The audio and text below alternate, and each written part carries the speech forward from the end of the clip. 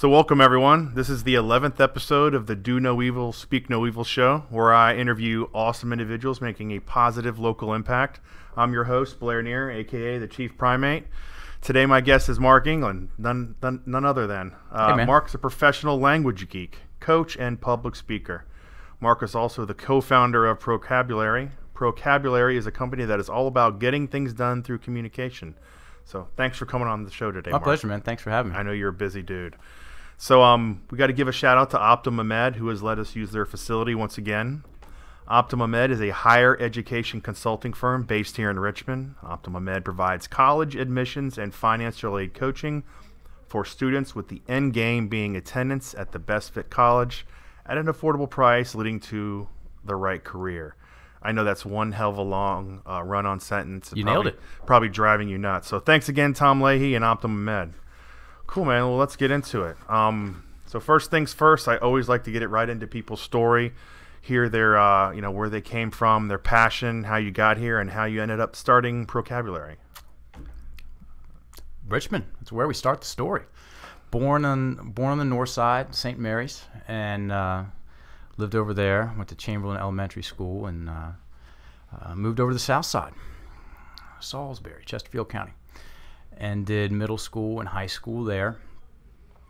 I went to Radford, and had a great upbringing in Richmond. Mm-hmm. It's part of the reason I love coming back here, man. I got friends that I used to ride bikes with. I've known them for 30 years. Yeah, very tribal town, as we talked about before. Yeah, it's true. It's true, and I'd never even considered otherwise. Because I come from here, and you're telling me your story of moving up from Florida and how it's like you said, a tribal town. A little bit more of the story. My dad founded Lucky Convenience Stores back in 1983, and he had stores in the better parts of town and the not so better parts of town, and I grew up driving all over Richmond. Every Saturday we would go to each store, and at the most he had 12, and I'd get a hot dog and a True Aid and a hug from the manager, and we'd be down over next to Wickham Court or over in Brandermill, and so Richmond is I know it well, and that was also part of the reason I was able to say yes to leaving so easily, because I knew I could always come back. Mm-hmm. I wrestled in high school and got introduced to jiu-jitsu in college. Go. Yeah, my freshman year at Radford, the guy that was teaching one of the PE courses that everybody had to take was a guy by the name of Paul Creighton, and he was a junior national wrestling champion, a sport jiu-jitsu champion, and he started Brazilian jiu-jitsu under Renzo. And at the end, I think it was the second class, he said, "Are there any wrestlers in the room?" And I raised my hand, and he said, "We do Brazilian jiu-jitsu in the gymnasium every Tuesday and Thursday. You should come out. Wrestling, it's a good base to start from." Yeah. I said, okay. I'd seen the first UFC. We got the first UFC, first round, first fight. Dude gets karate kicked right in the grill, and everybody. I mean, it's just you know the story. Absolutely. Hoist comes in and chokes everybody, and everybody's like, "What's this jiu-jitsu stuff?" So I'd seen it, and wrestling. It intrigued me. I enjoyed it, and I never loved it, Blair. I did it. Half the reason I did it was because the science teacher, Dick Overton, was my favorite teacher in high school. He was my ninth grade coach, probably too. And the coach. Usually that's how it works. That's how it works. That guy changed the trajectory of my life. Ninth grade science class. He goes, you should come out for wrestling. So I was like, okay, I will, just because you're cool. There's a big difference for me between pinning someone and getting choked. And I remember very clearly the first time I got choked, which was immediately the first class. I go in there and I roll with this. I was a black belt in judo, and he hit me with a ridiculous choke. This is 1997. I took his fist and he put it in my throat like that and pulled down on the back of my head. Little punch choke. Little punch choke. The room went black. I didn't know what to do. I couldn't breathe. He let go, and I was like, oh, that was cool. I got to know more. 6 years later, 11 fights later, I moved to Thailand when I was 26 years old. And the story was that my intention was to go over there for a year, polish up my Thai boxing, come back and go pro.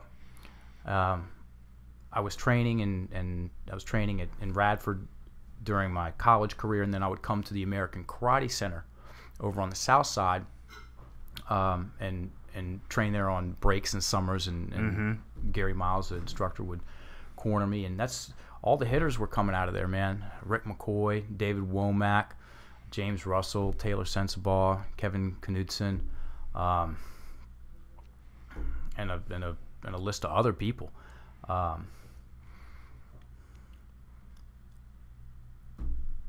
And they're all, I was a mediocre athlete. Those guys were inspiring to me. So I was like, I got to make a big move. Yeah. So it was Thailand. Move over there and got the exact opposite of what I thought I was going to get, what I wanted. And that exact opposite showed up in the form of a second knee surgery. And that's when the wheels came off the bus, man. To say that I took it poorly is an understatement. Devastated. I said it in the TED Talk, and I remember it like it was yesterday. The doctor, after operating on, he was just in my knee. He would know, or at least he had a opinion I was listening to. Right. He said, "Your career as a fighter's over," and he just stared at me. And I blamed every single person, place, and thing that I could find. My outlook was verbatim victim-centric. Gotcha. I created such an emotionally inflamed victim mentality about the unfairness of it all. You know, my fighting was taken away from me, like something took something from me. Right. And you know, I wasn't upset. I wasn't bitter. I was talking about this on a podcast last night. I was seething. Seething. You ever seen somebody's face who's seething? Yeah. Not fun. That's a joke. It's totally not fun. Not fun. And It's not stressful. Only, it's, dude, I wore my face like that for a year. I just stayed in it. I found no joy in life. So much so I couldn't laugh or smile for an entire year. And what was weird is I connected those dots about 3 months in, and I still couldn't do anything about it.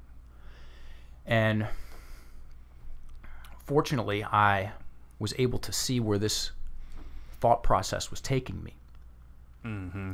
And I looked 20, 25 years in the future, and I said to myself, accurately so, I can maintain this perspective for a long time. I can think this way about this event for a long time. And that version of me was very, very just a sad, broken old man. And so I said, I'm not sure what I have to do, but I'm going to do something. And right around that same time, a book showed up all about Taoist ways of developing health and longevity. This is very foreign to me. I'm a Virginia guy, okay? Richmond born and raised, like we said. And I'm thumbing through this book, and it's talking about different ways of living, different ways of eating and perceiving the human body, its systems. Talked about acupuncture. I'd had some acupuncture in college. I was like, okay, that makes sense. Mm-hmm. And my vice principal, he said, you know that there's a resort down in Koh Samui, on the island of Koh Samui in the Gulf of Thailand. I was living in Bangkok at the time. And he said, they're doing these kinds of retreats, these cleansing retreats. And I thought to myself, there's something there. That's the kind of different that I want. Mm-hmm. We were on an American curriculum, American calendar. I had 4 months paid vacation. And spring break, went down there and started, let's just say, keep the story short, started cleaning up my life. And I kept going back. Eventually I had a conversation with a man who ended up changing my life about story and language and identity. And what he said and what I saw him do in a workshop with a girl who was so locked up about her recent breakup with her boyfriend, how he took and helped her change her perspective in a matter of 10 minutes. I said, I saw him do that. I said, that's not my story, and that's my story. And I tripled down on changing the way I was conversing with myself.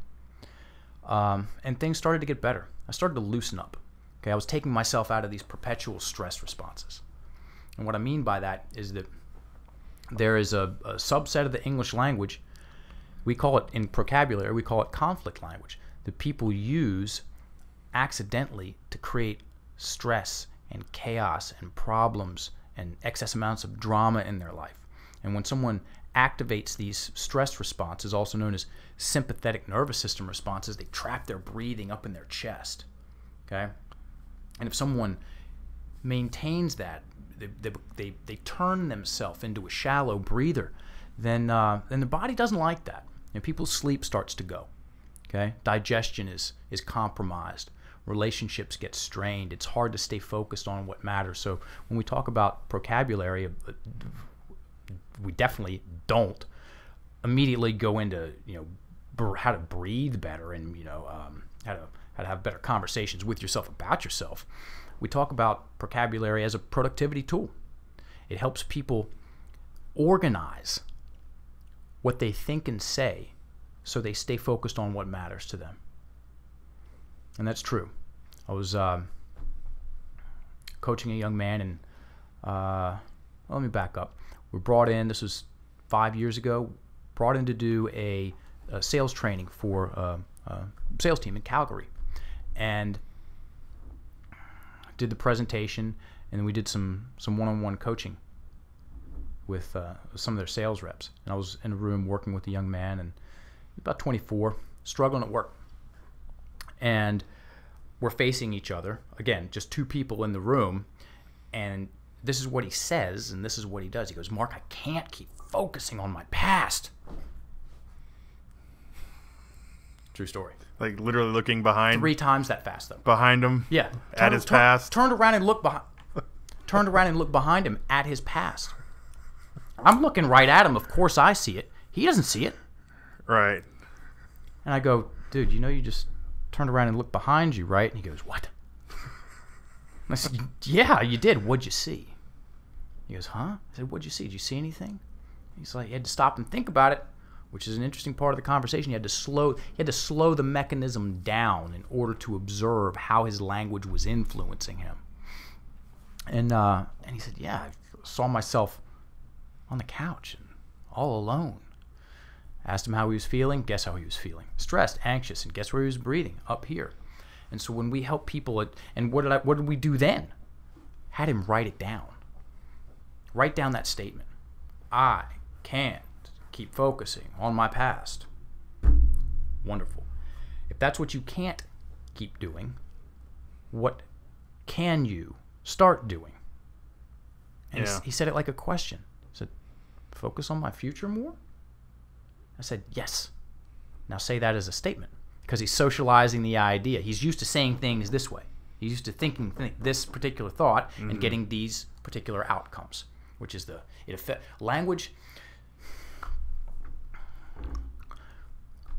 When I say abracadabra, what do you think of, Blair? Yeah, magic. Everybody goes to magic. There's more to it than that. We do this in the TED Talk. Abracadabra is Aramaic, and it translates to with my word I create or with my word I influence. And so what I just did is walk us through a very interesting example of how immediately a sentence, I can't keep focusing on my past, influences 4 things. And those are the 4 things, the main things that we pay attention to in Procabulary as far as what our language is influencing. His physical body, turned around. His imagination, we all have one of those. Engage with it all day long. And while we sleep, made a picture of him alone and on the couch. And then how was he feeling? Stressed and anxious. And then where was he breathing? Up here. And what we have found, what we help people experience, what we can demonstrate is that there is a way to use language to help us focus more on what we want, decrease the drama, breathe a little bit better, make better pictures. First thing my driving teacher taught me when I got in the car, he said, look where you want to go. You're probably going to go there. Okay? Mm-hmm. Surprise. And when people know that there's, because this is an education issue. I was like I said, a teacher. I taught for 5 years in Bangkok, elementary school sports teacher. I have a master's in international education. And I bring that up. I came up in the public school system, and in either of those sides of the conversation, both being educated publicly and learning how to educate, not only did I not have one class in how language influences those 4 basic everyday experiences of ourself, because those aspects of our character, our identity, I didn't even have one conversation. Mm-hmm. So when we have a conversation, we do our 2-hour presentation, people get better information than about how to use their language in a more constructive way and why they would want to do that than most people get in their entire schooling, which is wild. It's wild, and it's also very hopeful. It's exciting. There's a big opportunity there. Yeah, because we break it down and make it simple. Now, I'm a simple guy, and so I practice Procabulary in that way. My business partners are more sophisticated, and they go in that direction. And Procabulary is very much I see it as a martial art. Okay, there's styles, because you're a grappler, and you can take 10 dudes and put them through 100 classes. Okay.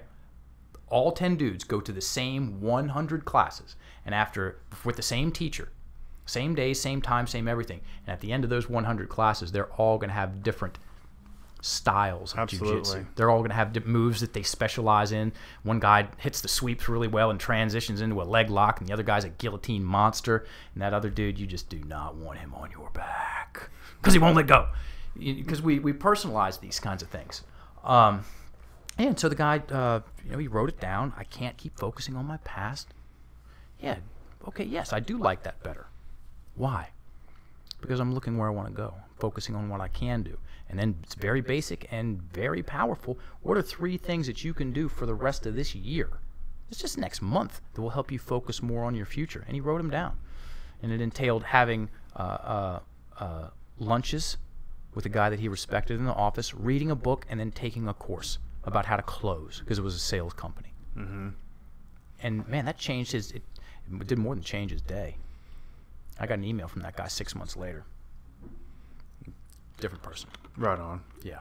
Because we're spelling, man, all day, every day.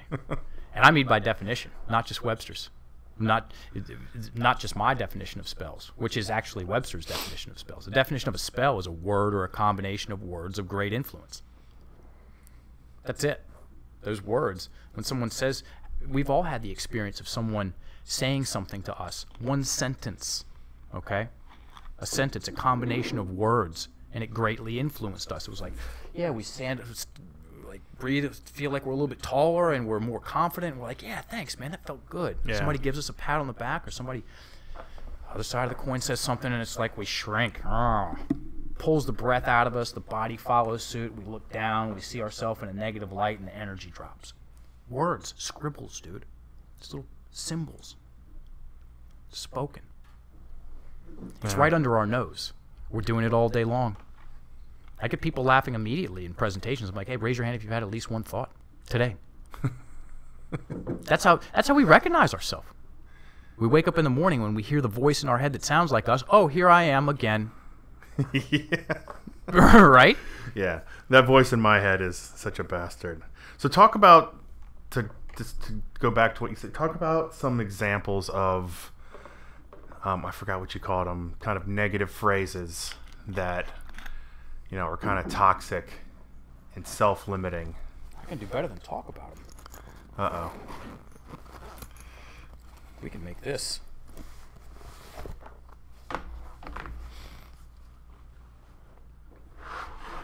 visually interesting. We have spell cards here, Blair. Oh, man. Real things real people have said and paid the price. In conflict language, there are 3 pillars. Okay, conflict language. That's Conflict language. It's Okay. conflict language. That's the subset. And this is after 11 years in the game and coaching close to 5,000 people now and paying very close attention to what people say and what happens when they say it. Also myself, I do all this stuff if I allow myself to. I used to do a whole ton of it unconsciously. Wrecked myself, man. And now I understand that there's a game that I'm playing with words, and I can say things in a certain way and get these kinds of outcomes. And then I can also change some of these statements, which create stories and have different outcomes. Now, which do I prefer? Now I have choices. If I don't know there's a game to be played, and I don't know that I'm participating in the character I create, also known as my identity, then I have no choice. Okay, so this really is an education issue. We got negations. We already talked about one. I can't keep focusing on my past. Okay, can'ts, won'ts, don'ts, isn't, shouldn'ts. Do you know anyone who's like really good at worrying? Oh, yes. That's their mode of how they do it. That's the language behind the worrying, because I'm not going to keep making all these mistakes, man. What did I just picture? The mistakes. We shouldn't have all these problems. Let me stare at the problems again. I can't keep focusing on my past. Excuse me while I turn around and look behind me so I can look at the worst parts of my life again, hoping that it's going to motivate me to be better. It's not how it works. Then there's projections. She made me think it was all my fault. He won't let me really live my life. They never give me any credit. So it's a statement that creates a victim and villain mental imagery. Okay? Here's one right here. These are spell cards. Okay? Real things real people say. So you read that out. She makes me second guess myself. Cool. Let's break it down into the 4 elements. Okay? What kind of picture does that make in your imagination, Blair? What do you see? Again, villain and victim. Like, this person's causing me not to do something or causing me to do something. Feels wonderful, huh? And I'm at the mercy of that. Exactly. You have to wait. I have to wait. If I say that and I buy into it, I latch on, I believe it, then I have to wait for that person to change for me to feel better about my life. It's a losing strategy, man. That's tough action. And then how does it feel? How does it feel when you say that? Exactly, just like that. You see how you had to breathe back into yourself? Because Yeah. it like puts our breath up here. It's spooky, dude. And then that's a projection, and we have negations. What would you have thought? And this comes up a lot in business. If there's one of the main takeaways from people watching this, it's look out for these nuggets of wisdom in the English language that create the indecision and the doubt. What if, when you asked me if I wanted to come on the show, I'd said, I think I might want to probably come and do your show, Blair, maybe. What would you have done? You would have emailed someone else. Yeah. You would have taken that slot and been like, that dude's not showing up. Next. Yeah. And guess what? I would have thought that about myself too, because 2 + 2 = 4. So we got soft talk, the thinks, the mights, the maybes. I guess one day, perhaps, hopefullys, I'll try. Yep. It's almost like I'm procrastinating. It's funny, dude. It is. And then there's part of the conversation it's a stinger. So here's a soft talk spell. Real things real people say. I think it was a seeking of acceptance kind of thing. Very vague. Very vague. How am I gonna make some moves in my life if I say that? How accurate am I being with myself about my behavior? Yeah. Very Here's another one. Oh no, this is a negation. Okay, so remember, projection, soft talk, negation. I'm sure it has everything to do with not wanting to have a failed relationship like my parents. What am I staring at? Yeah. The worst part of my parents' relationship. Okay? Focusing on that. That's going to stress me out. Then I turn to my partner, and am I going to be, bounding off the ceiling with energy and great ideas about how to develop our relationship? No, because I'm actually physiologically making that very, very hard. Our mutual friend, Keith Reynolds. I am so glad this happened, man, because I've told this in many a presentation since. Last August, okay, let's back it up and give another shout out. Our friend Brian Muka. I met that dude on a plane. And I do my very best. It's just a thing with me. When I travel, I don't talk to anybody. I like to read. I like to read and catch up on some emails and sleep if possible, put my earphones in, and that's my style.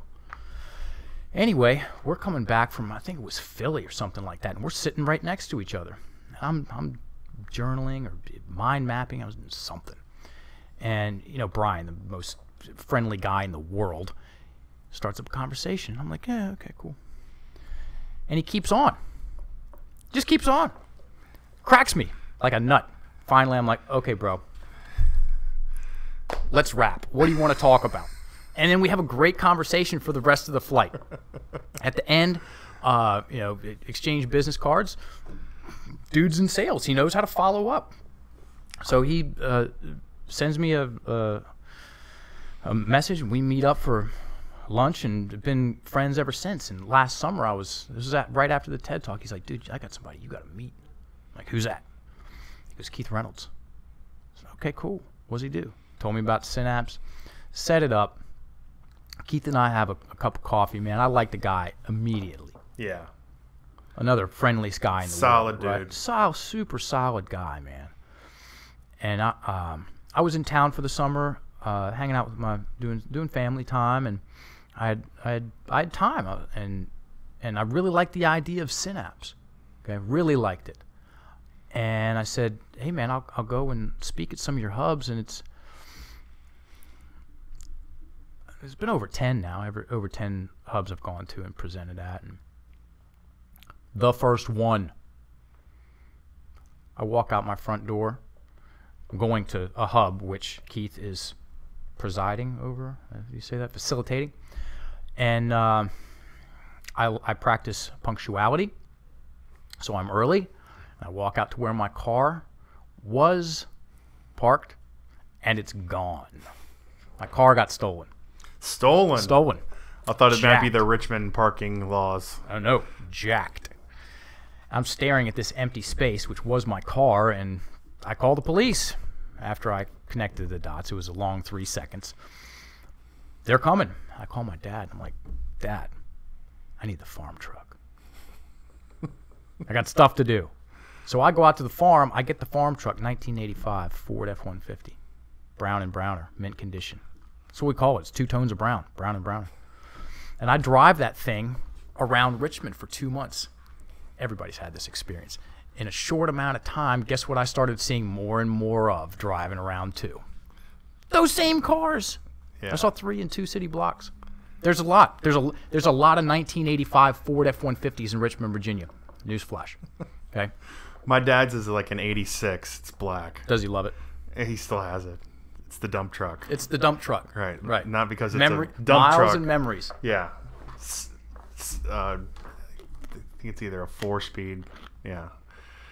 A clutch press about that long.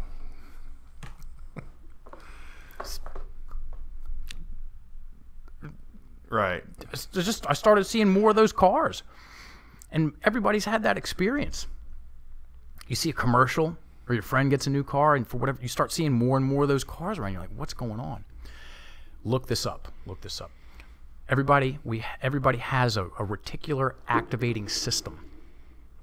It's hardware at the base of their spine. It's very old hardware, and it's responsible for that phenomenon. It's responsible for finding things and editing things. And when something comes into our awareness and we focus on it, We focus on it. We have an emotional response to it. The reticular activating system deems that important.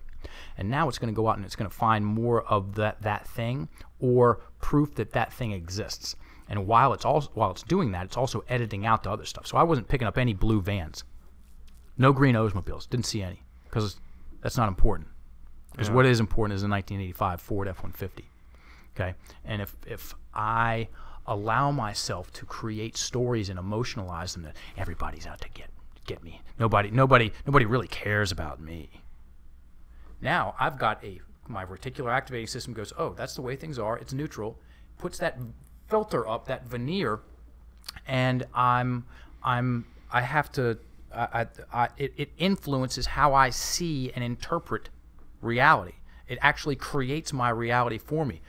You ever met someone, I was thinking about this on the ride in, who it's hard for them to take a compliment? Yes. There's a reason for that. There's a thought process involved in that, and it's a self-degradating one. So they could do something really well. I mean, nail it. And you're like, that was awesome. You did a really good job there. And they're like, thanks. Yeah, but... And then they just poo-poo themselves. Yeah, but it's what's expected of me, so... Something like that. Something like that. I'm guilty of that myself to a degree. Most people are until we're not. That's example of language influence. Men are only out for one thing. What if a woman thinks that she has, let's say, 2 or 3 experiences and they're strong emotionally, and then she creates that story? Or what if a man does that? Women will always mess me around. Okay, they'll never really love me. A woman will never truly love me. Okay, the guy buys into that. He lets himself, and maybe he's got proof of that happening in a relationship or 2 relationships, and that's enough. And he uses those words. It's very global language. Okay, he's going to have a problem seeing that when it shows up right in front of him. As far as business is concerned, you do business with business people. You've met the people that they find the opportunity. Yeah. And then there's people that just can't seem to get anything going. Do you think those 2 people are having the same conversation with themselves? No, absolutely not. Polar opposite. I guess it sounds like I'm making a lot of excuses. Soft talk. I guess. He made me think we needed to get married. These are real things real people say. Okay? You ever heard somebody say something like that? What if they say something like that for 15 years after the fact? That's 15 years of their life. They're just revisiting that.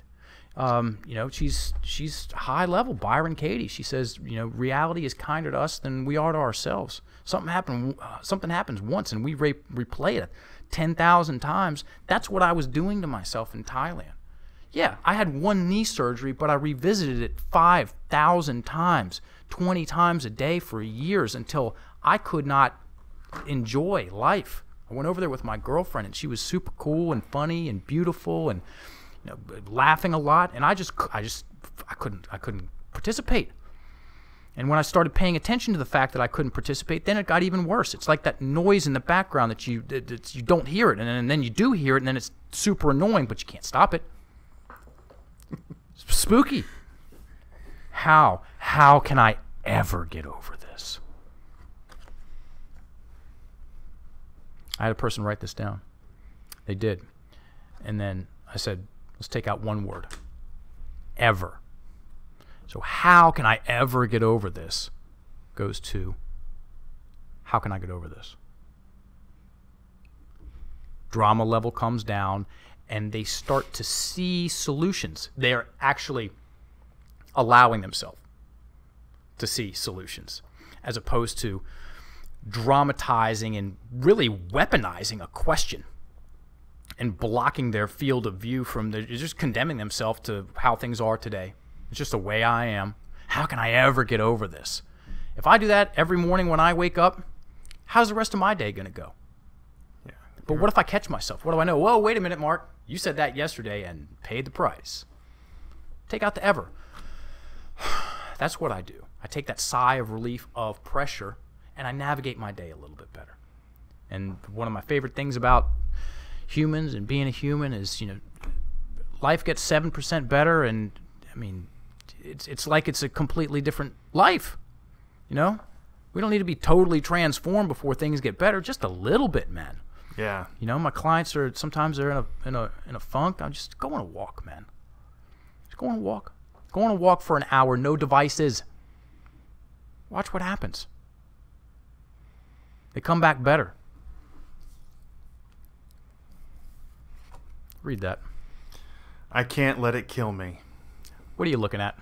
It killing you. Everybody say whoops all at once.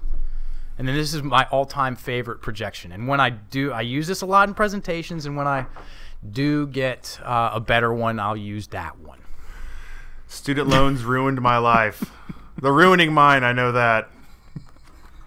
You ever been to Venice Beach? No. Only in video games. Only in video games. Venice Beach is top 5 people watching places in the world. I did a year out there. And I'm walking down the boardwalk. I had my A- game on. If I had my A+ game on, I would have bought the sign.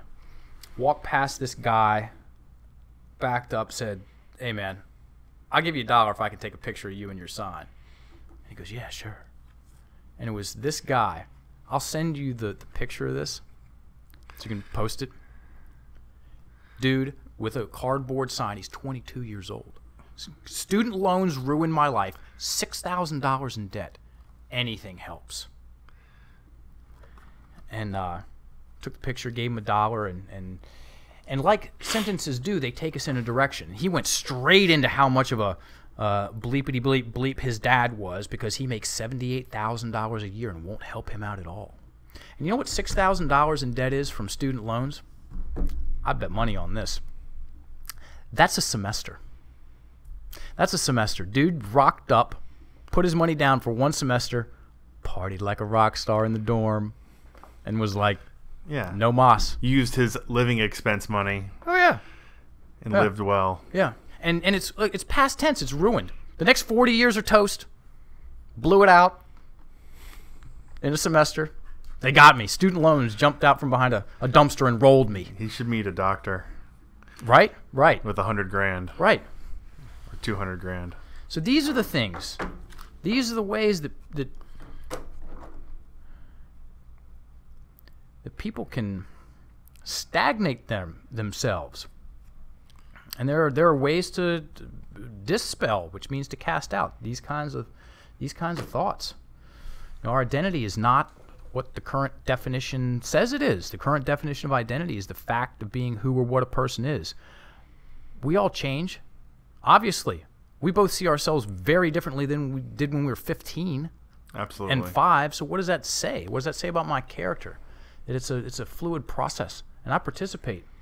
I participate in that ongoing process with my words, and if I use a lot of these, then life sucks.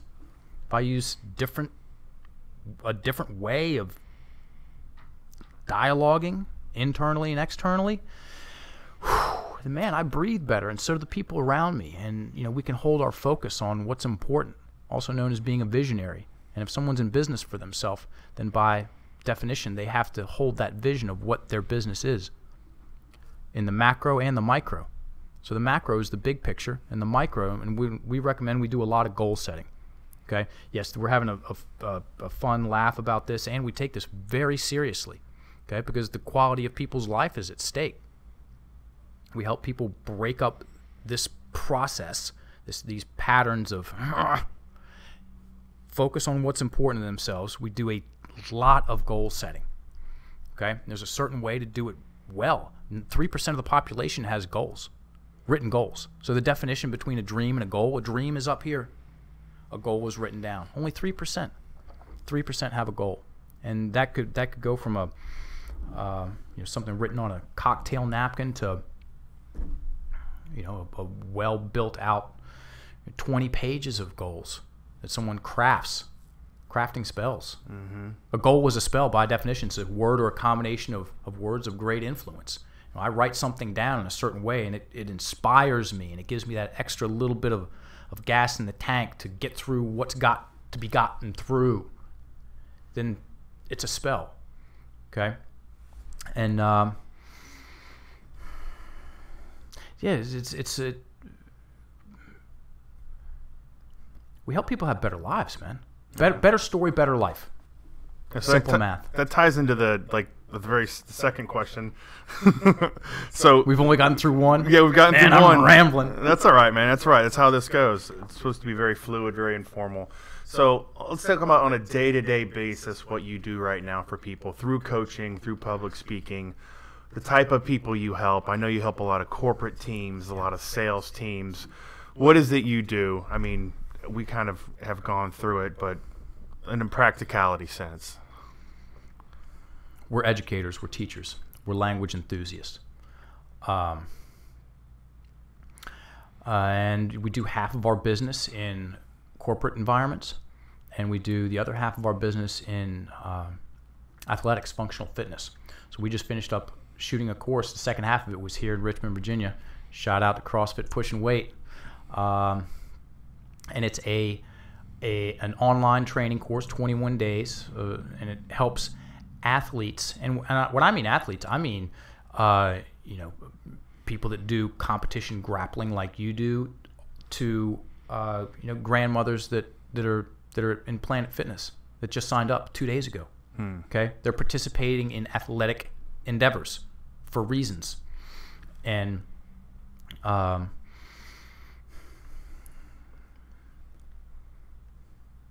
it's an interesting mix. It's an interesting mix. My background is in athletics, and my business partner, his background is in sales training. So he mentored under Jeffrey Gitomer, who wrote the Little Red Book of Selling. Okay. Yeah, number one selling sales book of all time. And to say it another way, we help people give themselves an edge. Okay, because fighting an uphill battle sucks. It gets old. It's tiring.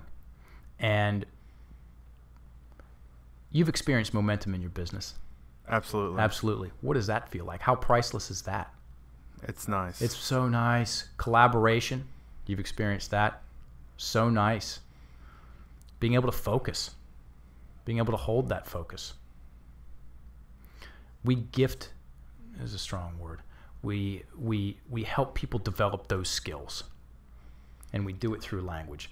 And, I got introduced to the TEDx RVA audience as a language geek.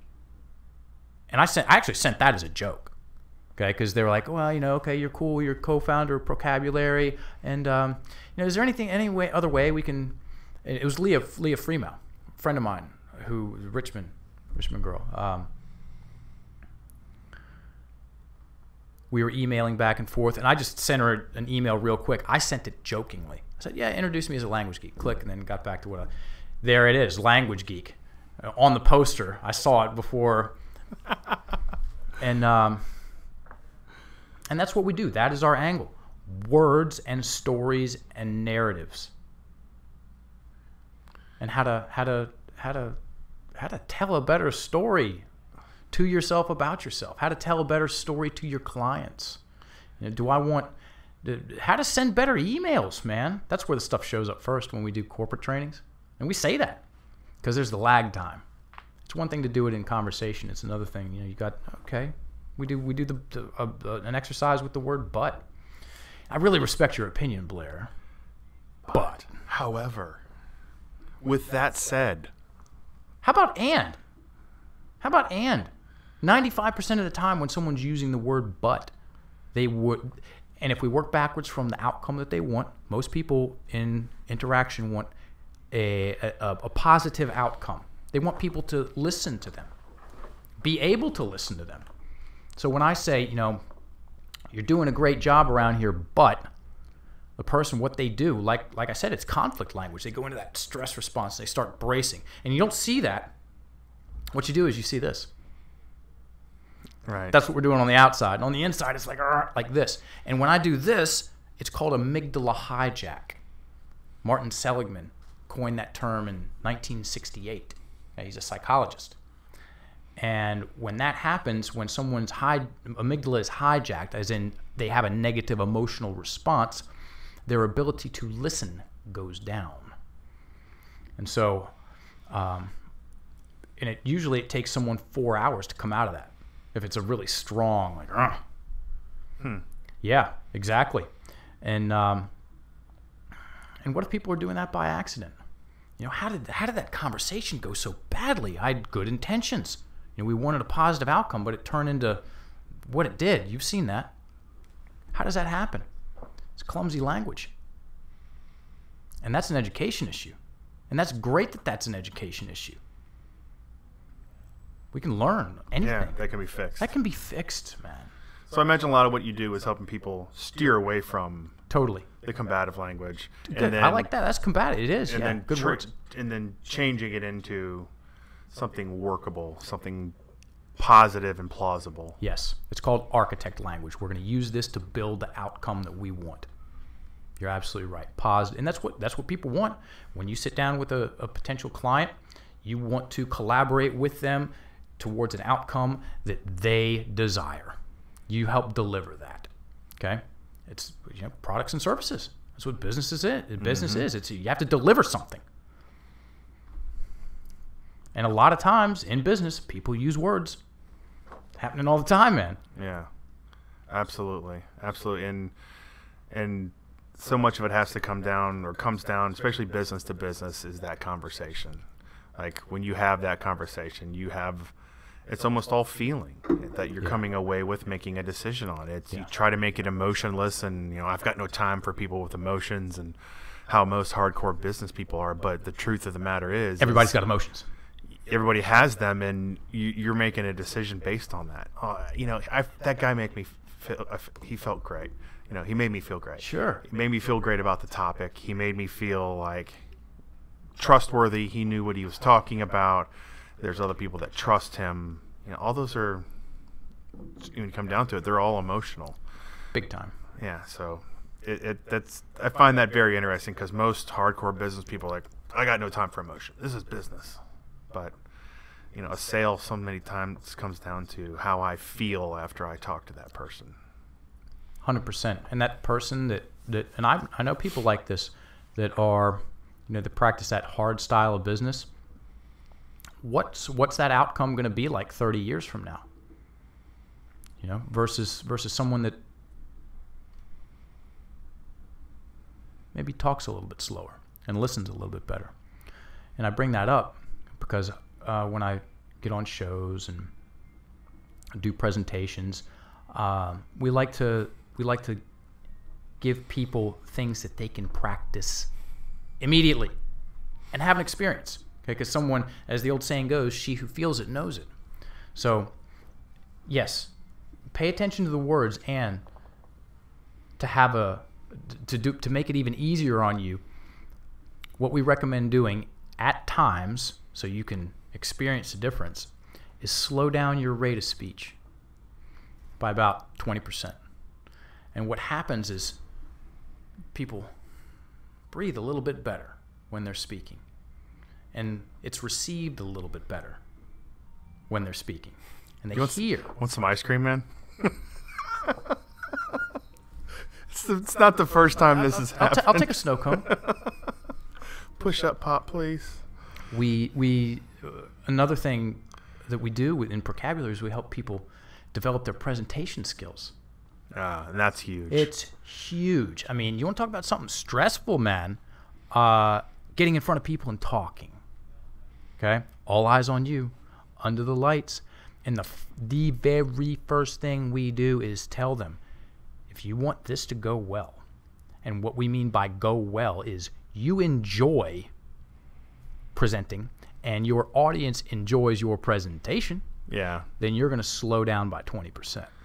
Man, that's my number one problem. And I've got a speech I do on, here's some things that you can do as a local business to help your search engine exposure. And every time I've done it, I'm like, it's 15 minutes of content, and I crush it in like 9. I'm like, ba-da-da-da-da-da-da-da-da. Like a machine gun. Yeah. Any questions? We got some time. while it's informative, I think I could really stand to slow down by about 50%, I think. So, anyway. I've given 470 professional presentations over the past 11 years. My very first one, I was sweating electricity. That's what it felt like. I was talking to like 7, 8 of my friends. And this last one, I look forward to it now. I'm like, I get up in the morning, I'm like, yes. 400 I get plus. to present. Reps. Yeah. Doing the reps. Drillers make killers. Drillers make killers. When it's and a lot of it comes down to being able to modulate my rate of speech, and that comes down to being more comfortable in myself. Yes, with the material and with myself in front of the crowd. Okay. When we got the call for TEDx, excuse me, the most people I'd presented to up until that time was 400. Okay. Now it's 1,800. Is that how many were there? Yeah. 1,800 on the TEDx stage in Richmond, Virginia. Little red dot under the lights. You got one shot. Oh, by the way, we're professional speakers. So it's put up or shut up. Right. And I've watched that. You did an incredible job of your cadence and your pauses and all that. It's top notch. Thank you. Thank you very much. And that was probably years ago. That was a year and a half ago. Okay. I got clear about what I wanted from myself from that experience, and it wasn't to be confident, because I thought about that. And I said, okay, yes, there's the crowd, there's the pressure, there's the potential for success, major success. I mean, a good TEDx presentation, that's a calling card. Okay? Absolutely. It's a respected platform for speakers. And there's also opportunity for an abysmal failure. I could get up there and choke, and then it's on film. No need for coffee. And then you're that guy. Then I'm that guy. And I said, you know what? I want to enjoy this. Cool. What does that mean? If I'm enjoying this, how am I feeling? Am I tight and tense and like, this is procabulary and language, and am I confident? No, it's a step in the right direction. It's better than this. I want to be breathing well. I want to be comfortable in my body. I want to be able to hear myself think, connect with the crowd. I want to have fun, cool, comfort. So I went from focusing on confidence to competence. Competence and comfort. And those are the gnarliest jiu-jitsu players. Those guys that just get on you. And they stay on you. And one of the reasons they can stay on you is because they're comfortable. And they're breathing well. And they feel like a sack of concrete. And it's bizarre. They're comfortable there. As opposed to, you remember being a white belt. It's all jerky. That's fear. That's fear. That's lack of the breath is up here, sucking air. Yeah. Those black belts that just roll and flow and catch each other and tap, and they're over there and then back over here, and you're just like, wow, those guys are breathing. Those guys are breathing. They're competent. They're comfortable. Okay, they've gone past confidence. Yeah, there's confidence there, but it's more like Obi-Wan or Yoda confidence. Yeah. We're not talking Luke Skywalker confidence. Luke Skywalker is like blue belt, purple belt. Obi-Wan and Yoda, those are like the second, third degree black belts. The guys are just, yep. You're like, slow and methodical. Slow and methodical. They're smiling. They're smiling. They're talking to each other about something else while they're having this super high-end chess match. Yeah. Dojo death match. It's not a death match, but I like saying those kinds of things because it's fun. And I was in London this summer, and I had the opportunity to spend some time with a 35-year veteran of the presentation game. And I talked to him before the TEDx presentation and sent it to him afterwards. And he reconfirmed our first point number one thing that we say to people is, listen, you need to practice speaking at a slower rate. And it doesn't matter if it's your presentation or you're reading a newspaper. You have to build that gear. You have to get comfortable speaking less fast. And he goes, he said that was a world-class presentation. And he said, I was just waiting for you to get nervous and start speaking fast. And I didn't. I held it. I held it.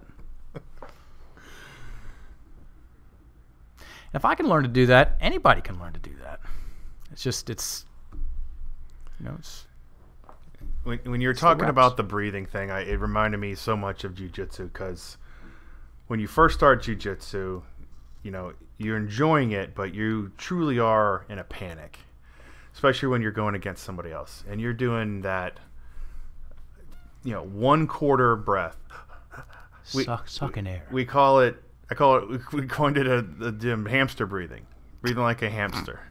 And eventually you run out of breath doing that. It's the worst. And it's, this, or somebody mounted me, so now I'm using that quarter breath to and try then to every ounce of strength I can muster. And then you're gassed and your arm is stuck out, and then you're done. Locked. But it took me forever to settle, clear every bit of breath I had, then continue.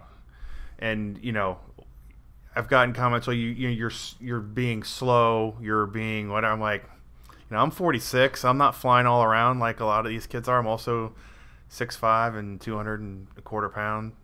So it's like I don't move super fast, and I need to breathe like that. Nor do I need to move super fast. But there's a new guy starting at the gym, and he's like, man, I'm just always out of breath.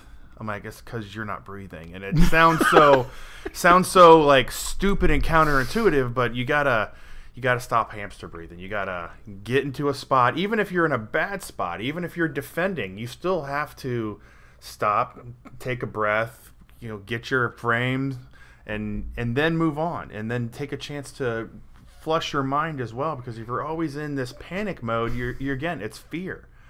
You're just herky-jerky fear time, and that's not what the pros do. It's smooth, it's fluid, I'm breathing the whole time. If somebody starts choking you, then maybe it's time to panic a little and make a big move, but you've conserved your energy up until that point to do it. You haven't been hamster breathing the whole time, and now you have nothing to fight off this choke. And it's white belt 101. Yeah. And it took me, admittedly, much longer than it should to figure that out. That's a lesson that has to be learned on not just an intellectual level. And it takes time, man. My first MMA fight, I think someone was just in a sinister mood. 1 10-minute round. 1 10-minute round. That's so harsh. You could laugh at that because you get it. Yeah. It was the worst. It's an eternity. It's an eternity. It's an eternity. The UFC standard's 3-minute rounds, so right. And I went in. I was injured, had to pull out of the fight. 2 weeks before the fight, I'm sitting on the couch. I'm like, I will go mental if I don't compete. So I called up our coach, and I said, just give me the fight. Just give me the fight. So I went in, hurt, not in shape, into a 10-minute round. And this was my first MMA fight. Dude had had 7 Thai fights. And at the end of 10 minutes, it was a draw. So they gave us 3 minutes extra. Oh, my God. Dude, I remember it like it was yesterday, even though I'd like to forget it. I was in the corner, my corner, after 10 minutes. A heat like, sorry, everybody, excuse me. A heat like I've never felt before. An exhaustion I've never felt before. And the ref is in the middle, and he's about to go like this for this extra 3 minutes, and I'm seeing 2 of those dudes. I'm looking right at him, but he's not in the middle of where he should be. He's over. One of them's over here, and the other one's over there. Yeah. And I walk straight towards him and catch a shin kick right to the neck. Welcome to overtime. I lose. We finish. He wins a decision. I get out the ring. I can barely see now. I get into the parking lot, and I just start doing this for about 45 minutes. Poisoned myself. Glad I did. Made the other fights easier. So yeah, breathing's important. Yeah. I've had presentations that felt like that. Oh yeah, you forget your lines in the middle of a presentation in Istanbul, Turkey, when you're presenting to 25 yogis. There's money on the line, money clients on the line, and you just blank. You get hot. Don't know where to look. Praying. Can't find your lines anywhere, man. Nowhere. They're nowhere to be found. Oh, and you're a professional? Right. Choke City. So let's talk about that a little bit. And I'm not trying to get all Joe Rogan on you or whatever, but it is quite something to step into a ring or a cage with the intention of competing in a fight with somebody that's about your same size, a skilled fighter. And it's because it's all on you. There's no team. There's no team to rely on. And it's that in front of a crowd. Everybody watching. So talk a little bit about that mentality, the pressure that comes along with that, because that always interests me. I mean, I've done jiu-jitsu competitions, and that was terrible. It's still something that if I compete, I find very daunting. Because it's you have the chance to make a big jackass of yourself and show how bad you suck and how unprepared you are, and why the hell are you here? All those. It's all on the line. Yeah, all those things. So, I've heard people talk about this, how they either step out of their body or they literally step out of their mind to be able to finish it. So talk a little bit about that. You're 1,000% right. It's a very weird place to go in your mind. It's in my mind. It's 2 months out. You have a date with destiny. You're in a fight. You're in a fight 2 months from now. And you've got 70, 80 training sessions that you got to get through. Those are a lot of fun. And you're converging with another dude that's doing that same thing somewhere else. So it's not negation acknowledged. You're in a fight with some dude at the bar 2 months from now who's just some dude at the bar. You're in a fight with another trained fighter. Right. Okay? Sober. Who also doesn't want to lose. No, for all the same reasons. In Speedos, 4-ounce gloves, under the lights. One of the weirdest things about the whole thing is the silence. Because it's not like, it's not like, at least around here when I was fighting, it was more, most of the time it was more like Pride than it was the UFC. Because they're silent. They were silent. They're silent in Japan. Absolutely, out of respect for the fight. Out of respect for the fight. And that was the weirdest part of the whole thing for me. When I'm in there slugging it out, and it's just silent. It shouldn't be that way. Part of me was like, it shouldn't be this quiet. Why is it this quiet in the middle of chaos? Is something wrong? Is my eyeball hanging out? I never weighed to something wrong. It was just like, I wish we had some rap music on or something, man. Give me a beat to move to, right? My thing was the mindset, man. I did well there. I was a mediocre athlete in a camp of studs, and my superpower was the mindset. I could lock onto something and keep it there, which ended up that's a blessing and a curse. And when it came time to perform, I would put my mouthpiece in, bite down on it, and get in that dude's face and stay there. And then, that hard-nosed style, when I didn't have the outlet anymore, it turned in on me. In Thailand, I got to a place where I was caring very little. Okay, not suicidal, just numb to life. Yeah, cold to it, dude. Just getting myself through the day. And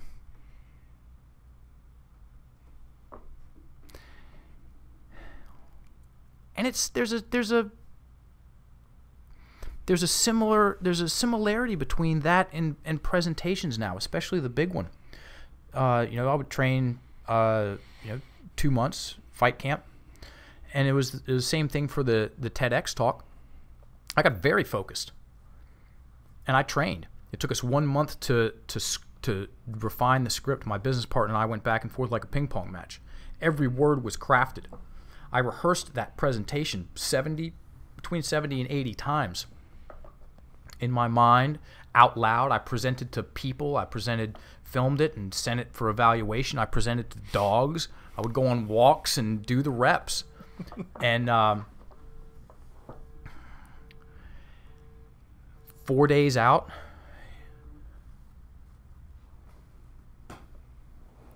I rented a hotel room because I liked to get quiet before my fights. 4 days out, I got a room at the Linden Row.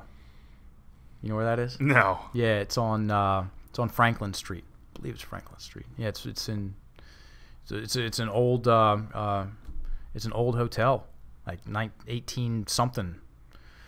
Beautiful old bricks, gorgeous. I got a hotel room there, and I just stayed in. And I curtailed interaction with people, so I could focus. I could have that silence, and it was the same thing. I got out of it and did the presentation, got off stage, and I was like, man, that paralleled my fight training. So the competition, it's super scary. I used to, I'd have to pee every 15 minutes before the fight, and it's I won. Sometimes I lost, and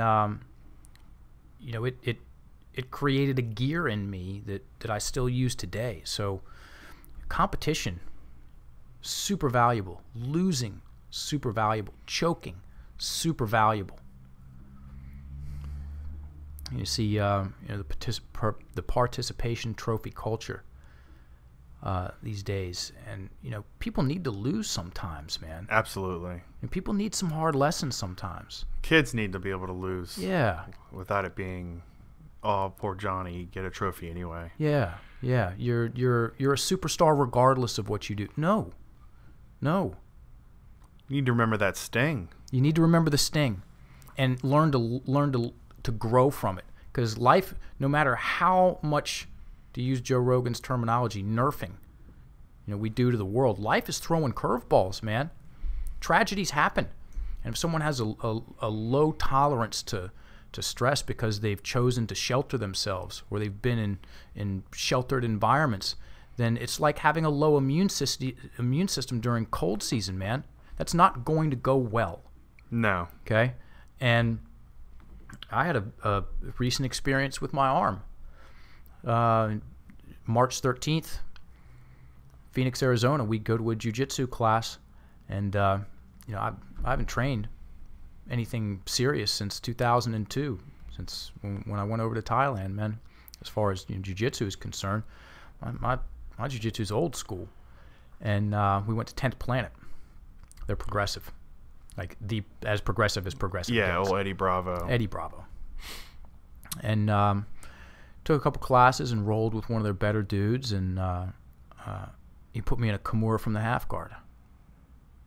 Weird angle too. I didn't think he had it. Dude had it, and I went and tried to escape, and basically my elbow exploded. And the guy let go. He didn't mean to do it at all. Right. And it was. Let me gross everybody out. you have a breast of chicken, and you take that chicken leg and you turn it and turn it and turn it, and all of a sudden it goes. It let goes. And then it's floppy. Let's go. Yeah. He lets go. I look at my arm. I look at him. I look back at my arm, and I go immediately to my calendar. That's what I saw. I'm like, okay, let's take this kettlebell certification at On It off the calendar. That's not happening in 2 weeks. I'm pretty sure that thing's properly jacked. Hopefully I'll be able to do paleo effects in 5 weeks. And yeah, we got to get in the car soon, because dude's not on the insurance policy, and I like driving with 2 arms, and this thing might lock up. And I was right, man. Tore some bone off and ripped several important everythings in there. I had a Tommy John surgery 3 months ago, where they went in and harvested some tendons from the back of my hamstring and sewed my elbow up with it. 2 incisions, one up top, one on bottom. And I kept the story small, man, because I remember what happened when I blew that story way up out of proportion and spiked the drama level through the roof in Thailand. I paid dearly, and so did people in my life. And I said, okay, cool. And I remember the language that I used to get me there. There's a lot of this. And so I avoided that and kept the story manageable, and just moved through the process of, going to rehab, getting it assessed, having surgery, going through rehab, and moving towards grappling again. And I'll roll again in January and be very okay with it, man. I kicked a bag on Sunday for the first time and since surgery, and that felt great, and no big deal, man. Yeah. And I did blow up my shoulder about a year and a half ago. And, I knew I'd done it. My shoulder was killing me, and I just kept rolling anyway. And I was up against a wrestler, and I posted on his hip as he was flying around me, and I felt it go. And I was sitting there after class and picked up my drink, and I could not get it to my mouth. I was like, that's done. And I didn't say anything to anybody. I just went home. I couldn't even steer the car, so I did all this, all these things one-handed, and it just kind of was what it was. I mean, and I didn't let it. Amen, brother. But I had blown my knee out I didn't really blow it out. I just tore the meniscus really well. That was like, oh, I'm losing progression, and everybody's going to pass me, and I'm never going to be as good anymore. And I really let it kind of ruin me even after I got back. Damn knee. And this time it was a little different. I'm not trying to make too many parallels there, but make them, because they're there. Yeah, I mean, it's you either get back as soon as you can, or you make it a bigger thing than it is. And I rehabbed my ass off and got back way early, and and I'm coming back and just doing a simple brake fall. I stood up and cracked my freaking ankle while still rehabbing my shoulder. So, and I was hurt the whole time, bro. I was hurt the whole time. It's like loved every second of it. It sounds weird, and the jiu-jitsu bug is real, bro. It's a real living, breathing thing. You go from I'm injured, I'm out, to I'm injured, I'm in. I'm going into class. Coach, I'm hurt. Get me the fight. Yeah, I think everybody that fights or does a little jiu-jitsu is usually hurt in some aspect all the time. Like 2 UFC fighters are going in, they're hurt. I could only imagine. Yeah, they're hurt. They've been doing it for how long to get there, and then those kind of training camps? Yeah. Shuddering. So let's talk about Muay Thai in Thailand, because everything that I've seen and witnessed, it's just as hardcore as it gets. Those dudes are ridiculous. It's real. It's hitting, true. Kicking down trees, that kind of stuff. So real quickly, tell us how hardcore that really was. It's as hardcore as you see it, and they're different. You ask them when they start, okay? They don't tell you their age. They go like that. They show you how tall they were when they started. Okay? And their shins they're conditioned. It's a real thing, repeatedly kicking bags in other people's knees and shins and other shins. And, you go all buakaw on it. You chop down banana trees with your legs. Most white boys don't hang because they're not going to. Okay? It's the top 5% of athletes that go over there, maybe even less than that, and compete at the highest levels. Raymond Deckers was the first person to do that. Raymond the Diamond Deckers, also known as the Turbine from Hell. I watch his first non-Thai to win Fighter of the Year in Thailand. I watch his highlight about once every 6 months. It's hot, dude. It's super hot over there, and all the training is outside. Oh, Jesus. Yeah, and it's you jog. You go jogging first, and then you spin rope for 20 minutes, and then you're like, I'm going to die, and now it's time to go hard. And those guys, they take great pleasure in wearing you down. With those Thai pads, man, it's just relentless teeps and kicks and elbows and knees and punches. And it's such a hard style. If you want to do it like they do it, and if you're over there, then you want to do it like they do it. You smash everything. And the Thais aren't the dangerous ones. It's the other foreigners that think they're something special and unique because they're training Thai in Thailand. And because they are, in comparison to the people that are at their gyms at home from all over the place. Yeah. But then they come and there's 15 white guys from all over the place in the same gym, and then it's time to spar them. They're trying to make a name for themselves with themselves. It's a total measurement contest. A couple specific stories come to mind. So I hope I'm pronouncing the name. It's been a while since I've thought about it. Muay Thai. It's the arm wrapping. It's the precursor to the modern Thai boxing with gloves and the rounds and the ring. And I went and checked out a school in Bangkok. This was 15 years ago, and did their class.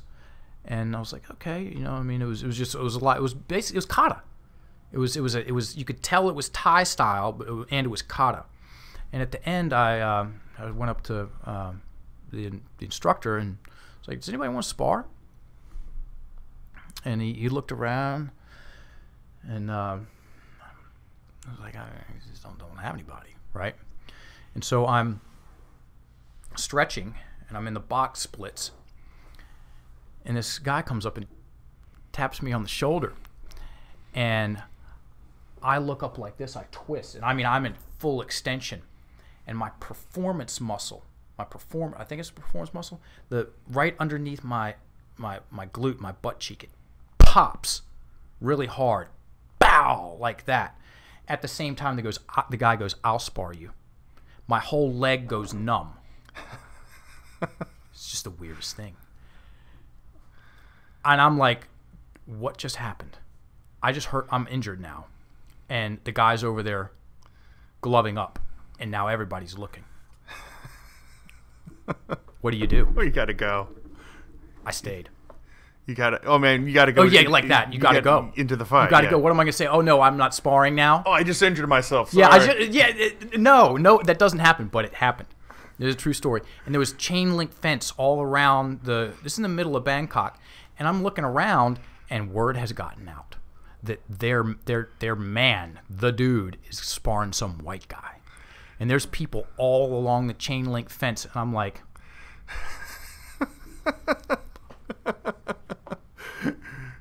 we put on gloves, mouth guard, no headgear, no shin pads. And this guy's built like a Thai, calves like that.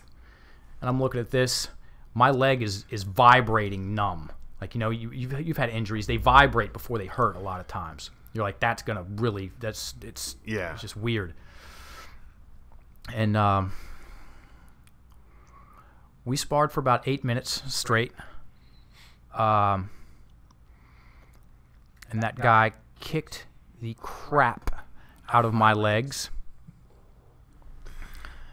The best thing I did was check a couple of his kicks. Our hands were about the same. What most Western guys go over there, their hands are a little bit better, but everything else is not. And that dude was going for broke. He was throwing high kicks, head kicks, hard, and I was catching them like this, and it sounded like a gunshot going off next to my head on my pads. And eventually we looked at each other, and it was like, okay, cool. I mean, he won for sure. Put me on the floor a couple times, kicking legs out. Yeah, those sweeps are brutal. They're brutal, man. There was a Japanese school. There was a Japanese school in our school, Mr. Taniguchi, and his house was next door, and he had a Lumpini champion. That's the stadium. Lumpini Stadium is the stadium. There's two main stadiums in Bangkok for Thai fighting. Latmandan Stadium and Lumpini. And Lumpini is the better of the two. Any Lumpini champion's the best guys in Thailand. And he had an ex-Lumpini champion teaching. And I'd go in there and spar him. And he would always play with me. That dude would, it was just no contest. And one time, he'd let me know. One time I go in, kick, he catches it, tilts up with my leg, and then kicks the other leg out. I go down, pop. This is a cool Thailand story. Hit my elbow, and it stars open. Okay, so now it's going in. There's a cut, but it's going in like 4 different directions. Yeah. It's not just a cut. It's like a star. Yeah. And I get up, and I'm like, okay, cool. True story. I walk across the street to the hospital. I walk up to the counter and say, I need some stitches. I walked out of there with stitches in 35 minutes. It cost $25. Yeah. How cool was that? Yeah. Never happened here. Never happened. It's very easy to go to Thailand and train. Their Thai boxing tourism is huge. I highly recommend it. It's a lot of fun, regardless of someone's skill level. I make it sound like it's brutal. It's as brutal as you want it to. And you can tell the guys, I'm a beginner, and we just want to, kick the bag a little bit and watch. And they're like, oh yeah, the Thai people are super cool. Yeah. They're like, are you afraid to go over there? No, go over there and know 2 things. 1, you are a guest in their country, and 2, they love people that smile. So go over there and smile. Go over there, be respectful, and smile. And it's a phenomenal country to travel in. Nice. So easy. Right on. So let's get back to language, man. And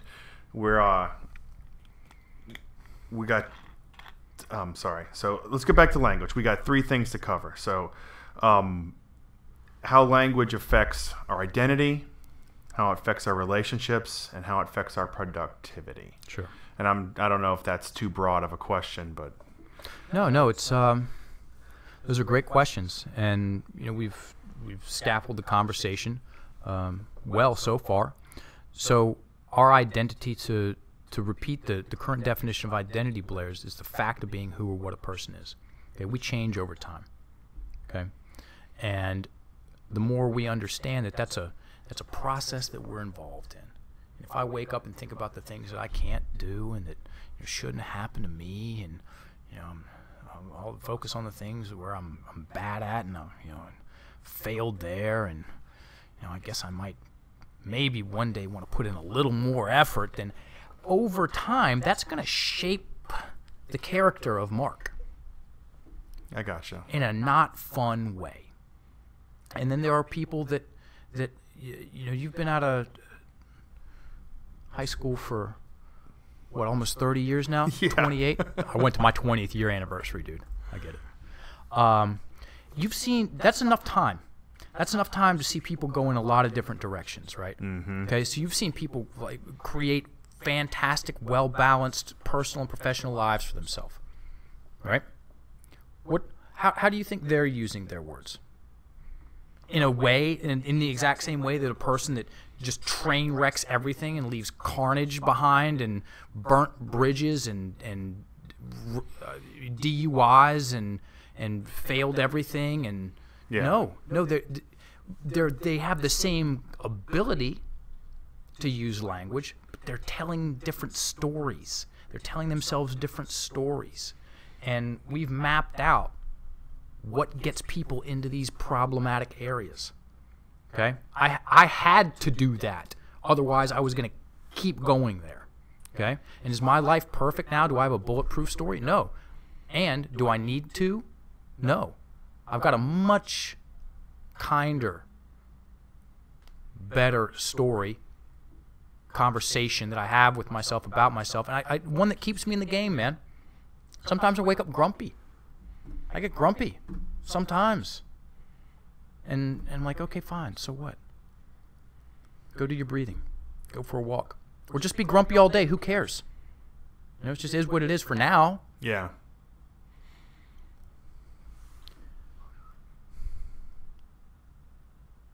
Identity is arguably the master conversation in personal and professional development. You know, it's what drives behavior. It's at the end of the day, it gives people permission to succeed or condemns them to failure. So it's not only identity; it's your whole outlook. Yeah. And perspective, identity, character, and again, it's an education issue about identity on a whole and the language that we use to create that. Most people, the extent of the advice that they're given is just try to be positive or have a good attitude. Like you're going to have a dessert or you have a cold. Okay, great. Now what do I do? Just have more? Right. No, I need some specific actionable strategy. Yeah. That's what this is. Strategy. Miyamoto Musashi, the Book of Five Rings, said the cause of all suffering is immature strategy. You know, she really screwed me over. If I think that for on and off for 4 months and think that's going to improve my life somehow, that's immature strategy. Seductive, addictive, hard to break, yeah, potentially. Okay, we get that. And still, the outcome is still the outcome. It's a gut check. It's a wake up call. You know, I was drunk. I was inebriated on a victim story, victim mentality. So conflict language, before it was called conflict language, was called victim mentality language. The definition of the victim mentality is an acquired personality trait where a person tends to regard himself or herself as the victim of the negative actions of others, even in the absence of clear evidence. Second sentence, the victim mentality depends on a habitual thought process. That's the verbatim definition of the victim mentality. The second statement is very telling. The victim mentality depends, as in it has to have, depends on a habitual thought process. It's not like I think a negative thought 7 months ago and it's still wrecking me now. Yeah. It's this ongoing accumulation of these looping stories. Yeah, repeatable. And eventually it turns into a habit. How I talk to myself is a habit. How I see myself is a habit. And you're projecting that, and you're making it a reality. Big time. Yeah, and it's hard. It's extremely hard to tell somebody, hey, you're really playing the victim here. And it never goes over well. At least it doesn't for me in the times that I've had to address that and say, you know, you're playing a lot of poor me, and that's not going to fix anything. So it's a tough one. It's a tough prospect to address with people, because then they're like, oh, well, you're adding to it. You know, I'm even worse now because now you're yelling at me. You're more proof that I'm a victim. Because you're the antagonizer. Right. And I need one of those because I'm a victim. Out of all the things I say when I do shows and interviews and presentations, Negation acknowledged. I never say that this is easy. I always say it's worthwhile. Okay? I never say it's easy. And you know, we're all guilty of it. We're all guilty of going down the poor me path. I can do that right now. Yeah. If I allow myself, I can do all of that right now. Stacked up against me, I've got it rough. If I wasn't in this situation, but at the end of the day, it does nothing for you. That's the next thing I was going to hit on is victim mentality. That's really the last thing on language. So let's talk about my new friend, your old friend, Paris Robinson. So I'm going to have him on the show, and you introduce me to him, and the guy just has a ridiculous comeback story. It's a ridiculous So comeback not story. to spoil the story or anything, but what say you about Paris? What say you? First thing, thank you for doing what you're doing with Paris. Right on. For Paris. For everybody listening, Blair is donating his time and expertise to build Paris a website so Paris can get in front of more people and tell his story and get compensated for it. It's very it's a story that defies logic for most people. So our good friend Brian Muka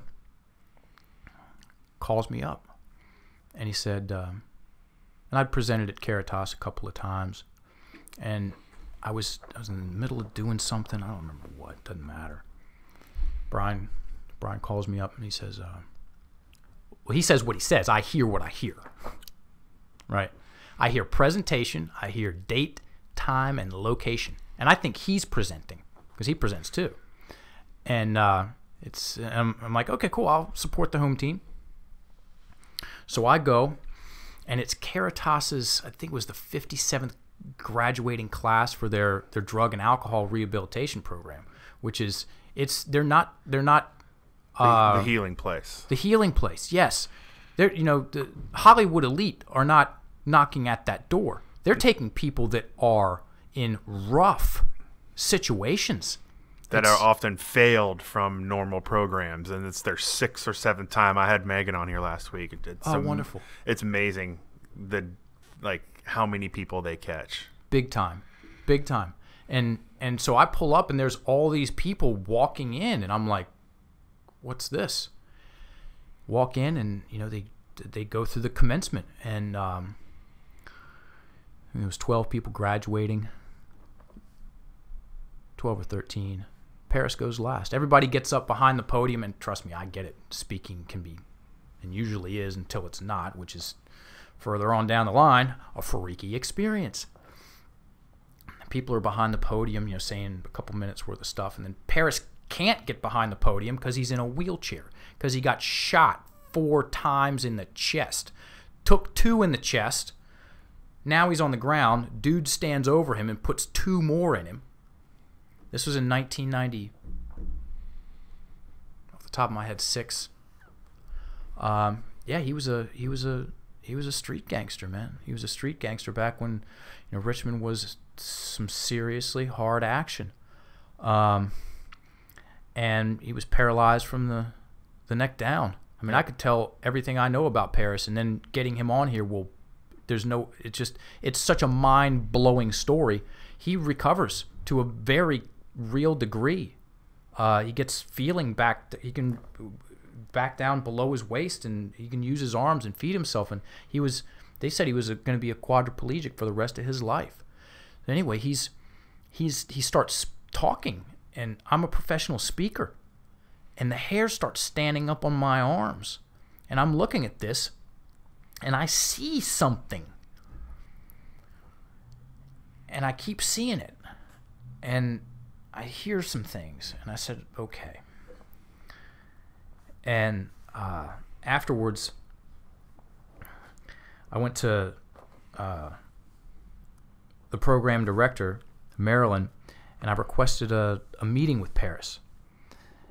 And so Paris and we had coffee, and I said, man, you're very talented.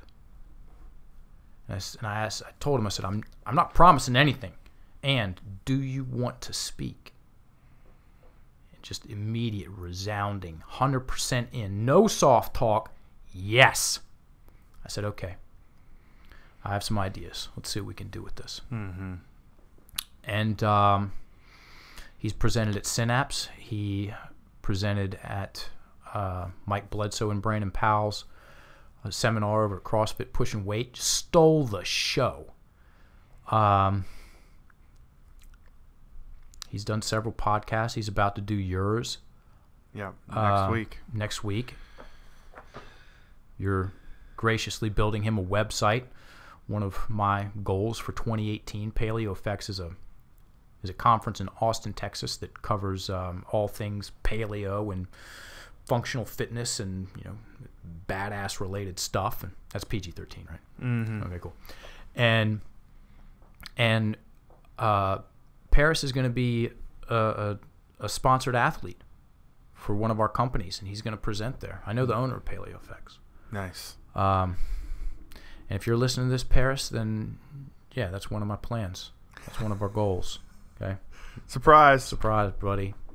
Awesome. So I'm wait till we get him on here and get his full story. So good, dude. Yeah, I went and visited him the other day and had kind of a pre-chat with him, and that dude's another super solid dude.